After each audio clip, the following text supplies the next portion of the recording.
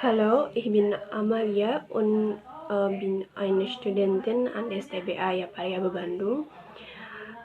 Hier möchte ich über Teori budaya dan kepribadian erklären. Halo, saya Nalanda. Saya akan mempresentasikan tentang kebudayaan dan kepribadian.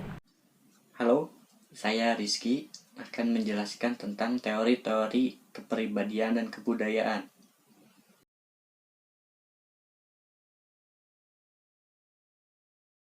Kebudayaan dan kepribadian mempunyai hubungan yang erat. Menurut pandangan para pengkaji kebudayaan dan kepribadian, tahun-tahun awal kehidupan anak-anak sangat vital bagi pembentukan kepribadian anak. Karena itu, masa kanak-kanak yang sama akan menghasilkan kepribadian orang dewasa yang sama. Karena kebudayaan menentukan apa yang harus diajarkan oleh orang tua dan bagaimana cara mengajarkannya, maka bisa diharapkan bahwa kebudayaan dengan nilai-nilai tertentu akan menghasilkan tipe kepribadian tertentu. Kebudayaan adalah ciptaan manusia dan syarat bagi kehidupan manusia. Manusia menciptakan kebudayaan dan kebudayaan menjadikan manusia makhluk berbudaya. Kebudayaan menyusupi kehidupan dasar manusia. Kebudayaan membentuk manusia secara intelektual, emosional, dan bahkan secara fisik. Kebudayaan menentukan emosi apa yang diungkapkan manusia. Kebudayaan menentukan bagaimana cara berpikir tentang dunia dan bagaimana kita memandangnya, serta kebudayaan membebaskan sekaligus membatasi manusia. Setiap kebudayaan mempunyai kepribadian umum atau modal personality structure, yaitu sejumlah ciri watak yang kadang-kadang secara keseluruhan dan ada kalanya hanya sebagian dari ciri watak berada di dalam jiwa mayoritas warga suatu masyarakat. Hal itu, selain ditentukan oleh bakat masing-masing individu, juga dibentuk oleh latar belakang kebudayaan dan subkebudayaan dari lingkungan sosial tempat individu tersebut diasuh dan dibesarkan. Hubungan kebudayaan dan kepribadian secara sistematis lebih banyak dipelajari oleh ahli antropologi daripada ahli-ahli psikologis. Para ahli antropologi sedang menggunakan pendekatan relativisme ketika mengklasifikasikan dan menginterpretasi tingkah laku unik dalam suatu kelompok masyarakat.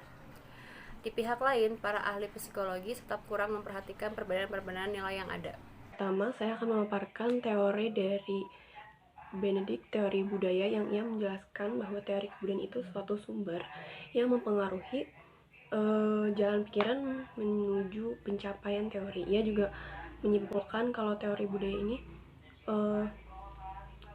punya aneka ragam tipe yang telah ditentukan oleh faktor keturunan dan kebutuhan yang terjadi secara berulang-ulang secara universal. Teori ini juga dianggap sebagai sebuah usaha untuk memahami individu sebagai makhluk di dalam kebudayaan yang diibaratkan sebagai wadah yang didiami individu tersebut. Ada jenis kepribadian menurut Ralph Linton, yaitu yang dinamakan basic personality structure atau struktur kepribadian dasar, dan model personality atau kepribadian rata-rata. Ini semua berkaitan dengan proses pengasuhan di masa kecil. Menurut Linton juga kepribadian dasar yang dimiliki individu itu adalah inti dari kepribadian yang dimiliki banyak masyarakat.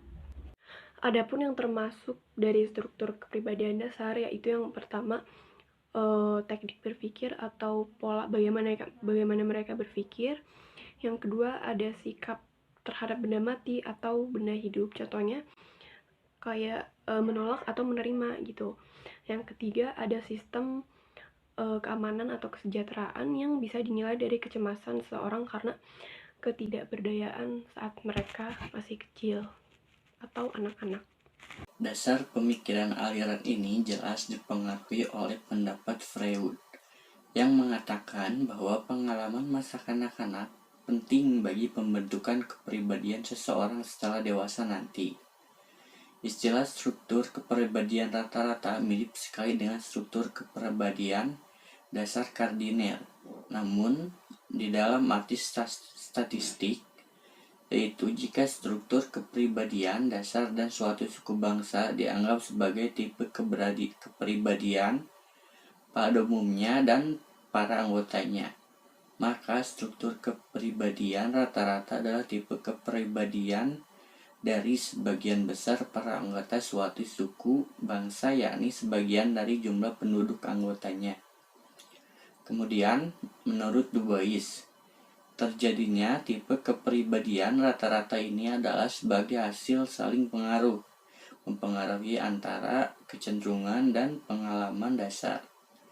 5 tipe kepribadian umumnya ada pada kolektif manusia dalam usahanya menghadapi lingkungan kebudayaannya, yang mengingkarinya, mengarahkannya, dan memuaskan segala kebutuhan setiap kolektif dapat berbeda-beda, sehingga tipe kepribadian rata-rata juga berbeda. Konsep tipe kepribadian rata-rata ini merupakan hasil penelitian Du Bois di Pulau Alor, dan penelitiannya yang merupakan penerapan dari konsep-konsep yang dikembangkan di berbagai seminar yang dilakukan oleh Gardiner dan kawan-kawan, termasuk juga Du Bois sendiri. Selanjutnya merupakan kepribadian orang modern yang dikemukakan oleh Alex Inkeles. Menurutnya, perubahan manusia dari lebih tradisional menjadi modern sering berarti melepaskan cara berpikir dan berperasaan.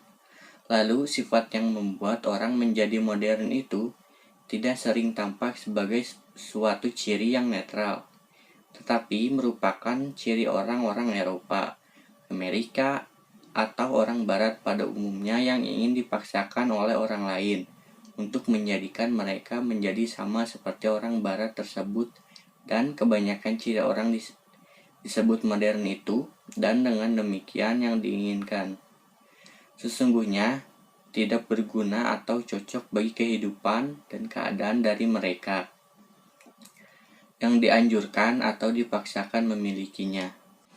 Perubahan keadaan ciri dalam yang dialami oleh orang modern belum banyak disentuh orang, walaupun sebenarnya jenis perubahan ini adalah lebih penting daripada keadaan ciri luar saja, karena perubahan ciri luar belum menjamin bahwa seseorang akan menjadi modern sesungguhnya. Oleh karena itu, seorang baru dapat menjadi modern apabila mengalami perubahan ciri dalam dari yang tradisional menjadi modern. Selanjutnya ada teori gaya hidup petani desa yang dicetuskan oleh Robert Redfield, disebut juga sebagai kepribadian petani desa. 7 teori ini dapat digolongkan ke dalam teori konfigurasi kebudayaan, karena pada teori ini menyinggung tentang kepribadian petani desa yang masih mempertahankan sifat kegotong royongan berdasarkan solidaritas sosial. Redfield membedakan masyarakat di dunia ini menjadi 3 macam golongan, yaitu masyarakat folk, masyarakat petani desa, dan masyarakat perkotaan. Masyarakat folk adalah masyarakat yang telah ada sebelumnya timbulnya kota. Istilah lainnya yang dahulu sering kita sebut sebagai masyarakat primitif atau masyarakat terpencil. Adapun masyarakat perkotaan yang sudah tentu ada adalah masyarakat yang berkembang di daerah perkotaan. Kebudayaan masyarakat ini sudah sangat maju karena telah memperoleh pengaruh dan berbagai macam-macam peradaban besar di dunia, dan banyak dipengaruhi oleh peradaban modern.